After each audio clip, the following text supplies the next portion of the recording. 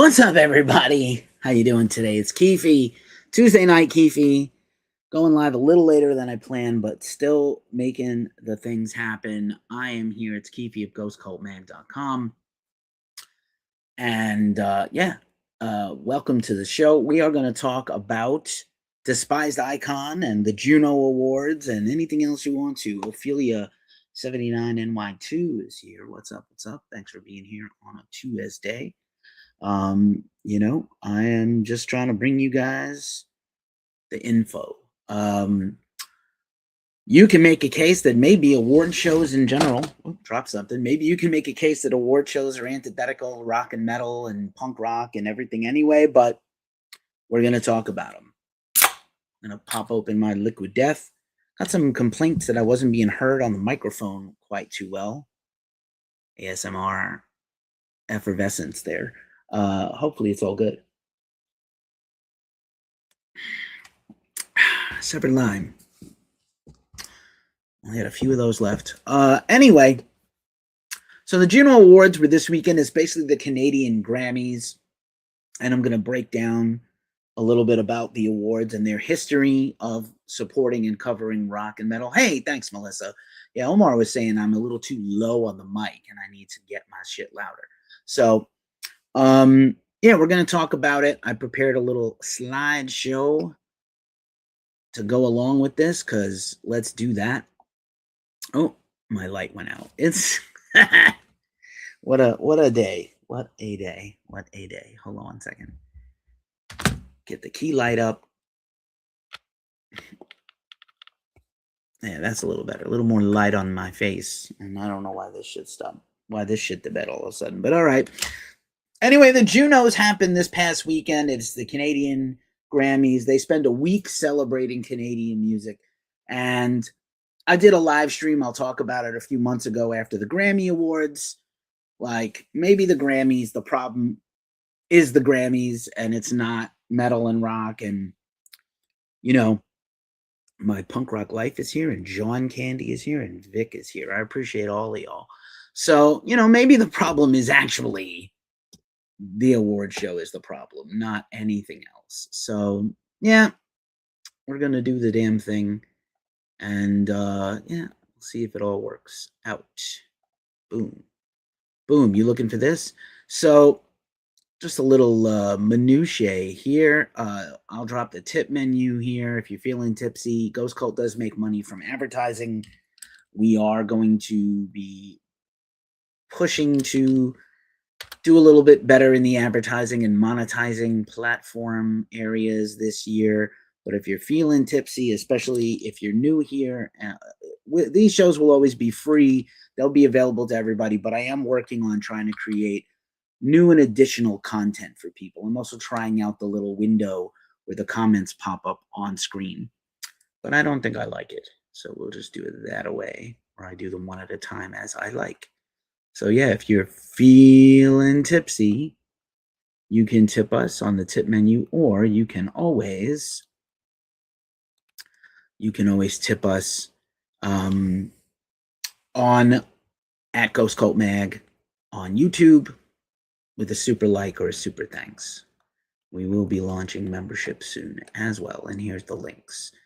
And here's our Cash App QR code in case you're interested. Steve is here as a guest. What's up? Road TV MP 4MP is here. What's up? What's up? So, thirsty boy, hungry boy tonight. I don't know. So, I did this back in the beginning of the year. The Grammys are always music's biggest night. Bam, bam, bam. The Grammys hate true metal. And listen, I love Turnstile, who they won the Grammy for the best metal album on an award that is not broadcast during the TV, that nobody gets to make a speech for. I think Turnstile's awesome. I think they're turning a whole new legion of people on to hardcore. Their shows are still really true hardcore, no matter how big they get. They still have they're on a major label, and they still have a DIY ethos, which I really like. Hey, Mr. Bong is here. But, at the same time, it's just when you see something else in your face, like the JUNOs doing such a much better job than the Grammys, I feel compelled to call it out. Do award shows matter? I think they matter to record labels. I think the bands do appreciate it. It's the same thing with the Hall of Fame. Most of these bands don't think about the Hall of Fame except the one time of the year when this is all being discussed and talked about. So just my 2 cents. And so a little history on the JUNO Awards were actually named for their original, the first president of the Canadian Radio, Television, and Telecommunications Commission, the CRTC, Pierre JUNO, Juneau. So JUNOS is a sort of a clever portmanteau of his name, and kind of came around in the early 60s. Grammys have been around, I think, close to 70 years. So they're more or less contemporaries. JUNO Awards are 56 years old. The first actual JUNO Award was 1970, but the awards, sort of the idea of an award for musical excellence and recorded excellence, was originally the RPM Gold Leaf Awards, which is a very cool name by itself. So the JUNOs were around for a long time. And obviously, again, pop music, subgenres, things like that music nerds and journalists care about, but maybe fans don't care about as much. I think, they've been around since 1970 in the current form. And starting in 81, they had rock, hard rock, and classic rock because of the huge, decade prior and how big classic rock was. And they actually started covering metal in the 90s, which again, perhaps coinciding with Metallica and the Black Album and things like that. But they've had a heavy metal, they've had hard rock and harder rock categories since the 90s. And they officially launched a metal and hard rock category in 2012, just to be clear. And again, if anybody here is Canadian and you want to sound off about your favorite Canadian metal band or not Canadian, and if you have a favorite Canadian metal band, hey, Jujubee, thanks so much for the hearts on the gram. If you've got a favorite Canadian metal band, drop it like it's hot in the comments. But I do want to say that I think it's really cool that they have been, very consistent over time. So, even less than 15 years ago to start covering underground metal, basically, is a very big thing. And we've had the Metal Hammer Golden God Awards, and Revolver had an award show at one point, and that's cool. That all supported our love of underground heavy music. But the JUNOs have been doing it longer and arguably better than anybody else. So, obviously the number one story that everybody was talking about was the reunion of Rush. Rush came on and played the very first song from their first album. They're about to kick off this huge 50-something world tour that sold out tremendously, and ticket prices went absolutely, bananas. It was really cool to see Geddy and Alex interact and be on stage again and say Neil would think we're idiots for doing this at this age, but cool for them. At this point, I don't think I'm going to see Rush in this incarnation unless the ticket prices somehow come down for future years or something. I think they would be perfect to play the Sphere. It was a really nice coming out party. I don't even know that America has their equivalent of Rush. I guess it would be Aerosmith, which isn't as great, to be honest with you, despite some greatness that they have. And, but it was really fun to see. But obviously that overshadowed the news for metalheads that Despised Icon won the Metal and Hard Music Award of the Year, which is, no small feat for their album in 2025, Shadow Work, which was on the top 75 albums for Ghost Cult's Album of the Year. I can link that in the description if people are curious about that list. Still has a life to it. So let's just quickly talk about, before I get into Despised Icon's win, I thought it would be interesting to just run down the albums, the most recent album of the year for rock and metal, the heavy, they've originally titled the Metal and Hard Music Album of the Year for 3 years. 2012 saw Ken Mode's Venerable. Jackson asked if I think Cannibal Corpse is overrated. Absolutely not. Cannibal Corpse is, to me, the best death metal band of all time. And I'm a bass player, and I love Alex, and no judgment there. Ken Mode, Venerable, was the album of the year in 2012. Woods of Ypres, Woods 5, Gray Skies and Electric Light, I believe the posthumous album for David Gold. So like right off the bat, that's amazing. Like that's amazing that Ken Mode and Woods of Ypres, they would never be considered. Hey, Blackie Chan 888 is here. Welcome, welcome. We're just talking about the JUNO Awards and Despised Icon and the JUNO's history of covering underground metal and why the Grammys suck at it, period. Ken Mode and Woods of Ypres, Woods 5, incredible album. Protest the Hero in 2014. Devin Townsend won his first JUNO in 2015 for Z2, Ziltoid 2. Then they renamed it the Heavy Metal Album of the Year in 2016, and Cataclysm won, Of Ghosts and Gods, great band Cataclysm, saw them. They beat out Ken Mode's next album, actually, to win that, which is pretty interesting. Mandroid Echo Star, which is kind of a come and gone underground progressive metal band, won in 2017. And they beat the Despised Icon, which is super interesting. Thanks for following, Jack. I will follow you at the end of this broadcast. 2018, Ancients won, one of the greatest bands. I believe they were the winner last year. Voice of the Void, great band. Voivod won in 2019 for The Wake, one of my favorite albums of all time, going back to high school, Voivod. Also beating Ken Mode, beating Cancer Bats a few times, which is super interesting. Striker won in 2020 for Play to Win, great band I've interviewed before, a lot of fun. Unleash the Archers won for Abyss in 2021. Pretty great, beating out Annihilator, Cataclysm, Protest the Hero, and Vile Creature, who are amazing. Archspire, another death metal band, won in 2022 for Bleed the Future. Voivod won again for Synchro Anarchy in 2023. Cryptopsy won in 24 for As Gamora Burns, kind of their comeback album. Again, beating Ken Mode. Voivod nominated again. Cataclysm nominated again. And Danko Jones, really a hard rock band, not really hard metal or hard music, but okay. And then 2025, Ancients won, Beyond the Reach of the Sun, beating out Kitties, Comeback EP, Fire, Spirit Box's EP, Striker's new album, and Devin Townsend for Power Nerd. And then Despised Icon won this year. And so let's talk about this year's win, because I think it's inherently interesting. So Despised Icon wins for Shadow Work, and I'll read a quote from them later on in the broadcast.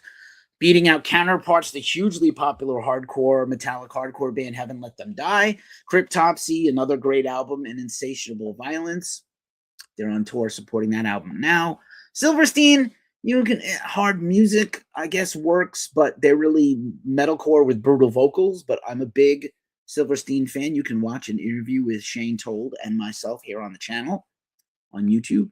And also Unrequited. So even a black metal band, Woods of Ypres, for as much black metal influence as they had, are they truly what you think of when you think of a black metal band? So really not a lot of black metal typically getting there. Unrequited is an incredible project, A Pathway to the Moon, phenomenal album.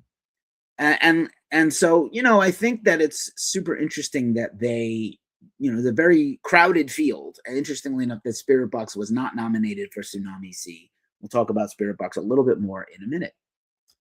So their rock album of the year is The Beaches, which is kind of a punk rock, alternative rock band. Great album, getting hugely popular across Canada.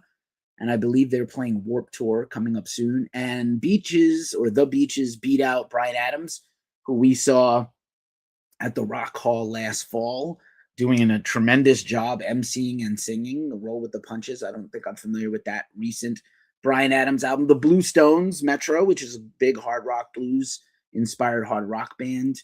Kind of the Canadian Greta Van Fleet, but less insincere and more original.